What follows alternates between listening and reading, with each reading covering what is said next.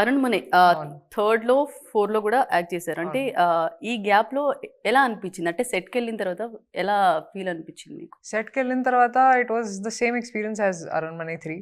హ్మ్. చాలా కామ్‌గా, చాలా కూల్‌గా ఒక పిక్నిక్ లాగా అంటే స్పూకీ ఎఫెక్ట్స్ ఉంటాయి షూటింగ్ టైంలో. కానీ షూటింగ్ టైంలో otherwise it feels like we are just friends, we are just chilling. ఒక ఫ్యామిలీ లాగా atmosphere. It was in 'Aranmanai 3' also and it was in 'Aranmanai 4' also. Difference ఏమీ లేదు. కథలో డిఫరెన్స్ ఉంది, క్యారెక్టర్‌లో డిఫరెన్స్ ఉంది. ఎంత బాగా కానీ నేర్చుకున్నారో ఎక్స్‌పీరియన్స్‌లో తెలుగు. డిఫరెన్స్ లేదు. ఓకే. డిఫరెన్స్ అయితే ఉంది. తెలుస్తుంది. ట్రైలర్ చూసిన తర్వాతనే ఎక్స్‌పెక్టేషన్స్ పెరిగిపోయినాయి. అవును. సో మళ్ళీ వనక్కం. వనక్కం. సో ఫైనల్లీ అంటే అప్పట్లో మీకోసం తమిళనాడులో గుడి కట్టారు.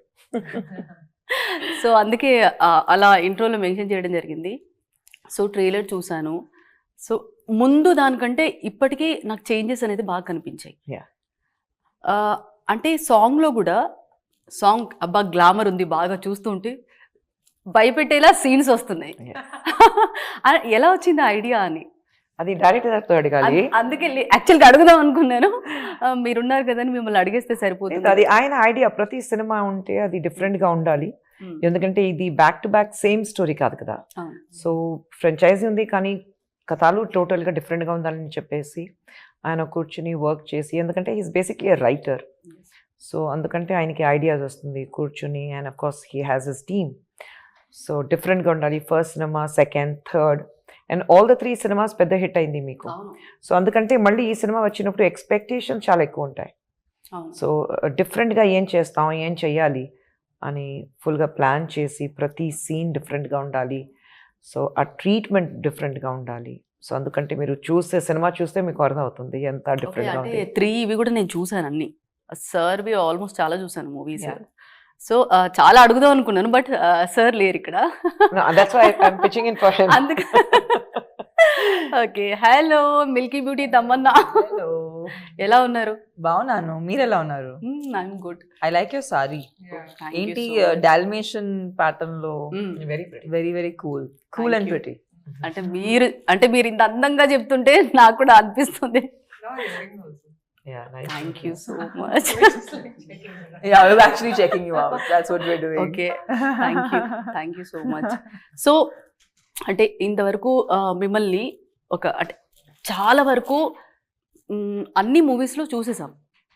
అంటే ఇది చెయ్యాలి, ఏంటి చెయ్యాలి అనేది కూడా లేకుండా ఆల్మోస్ట్ అన్నీ కంప్లీట్ చేసేసారు. ఎందుకు హారర్లోకి వెళ్ళారు? అంటే పెట్రోమాక్స్ ఇవన్నీ కూడా లైన్గా కొద్దిగా హారర్లో చేస్తున్నారు కదా. అంటే మీకు సడన్గా ఎందుకు టర్న్ అయ్యారు? అంటే స్క్రిప్ట్ డిమాండ్ చేసిందా, లేదంటే అలా స్టోరీస్ మీద బద్దకు వస్తున్నాయంటే ఏం చెప్తారు? యాక్చువల్లీ టు బి ఆనెస్ట్, చాలా సారి అంటే you're not the first person asking this question, but I do feel like నాకు ఈ క్వశ్చన్ అర్థం కాదు. ఎందుకంటే ఒక లవ్ స్టోరీ తర్వాత ఇంకొక లవ్ స్టోరీ చేస్తే ఎవరు అడగరు. ఎందుకు ఇంకొక లవ్ స్టోరీ చూస్ చేశారు? ఒక కమర్షియల్ సినిమా తర్వాత ఇంకొక కమర్షియల్ సినిమా, వరుసగా కమర్షియల్ సినిమాలు చేస్తూ ఉంటే ఎవరు అడగరు ఎందుకు వరుసగా కమర్షియల్ సినిమాలు చేస్తున్నారు. ఇది ఒక జానరా తప్ప it's a great way to actually say more profound story.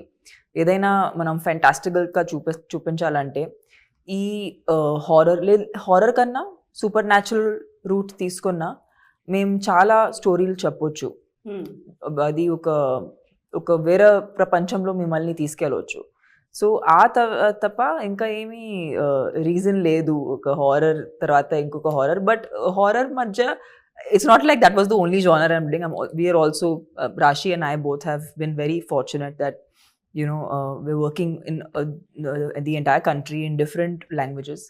So but I think Aranamane is in India a successful female centric franchise. Fourth cinema vastundante chala goppa vishayam because it doesn't normally happen. Maybe few films have that legacy of having 1, 2, 3 and the fourth part. But a big congratulations to Khushbu ma'am because they've consistently delivered that at the box office.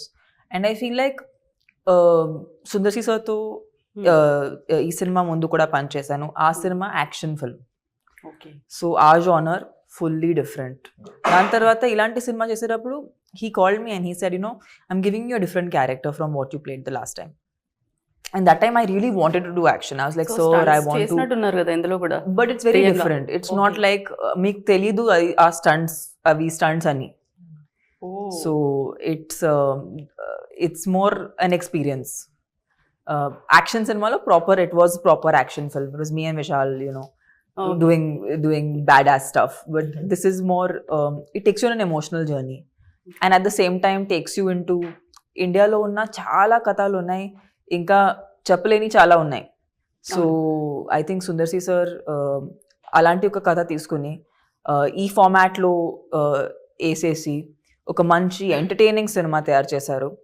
So it's not like it's not that it's a horror comedy genre, but I think it's a entertaining film. It's a film that your whole family can watch.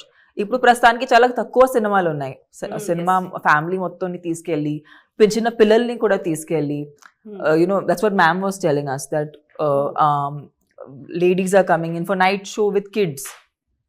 You know, ఇది చూడడానికి తక్కువ జరుగుతుంది. అవును, but పిల్లలకి so also summer vacations కూడా. So I think it's the perfect time. ఇలాంటి cinema రావటం అనేది పర్ఫెక్ట్ టైం అనుకుంటా.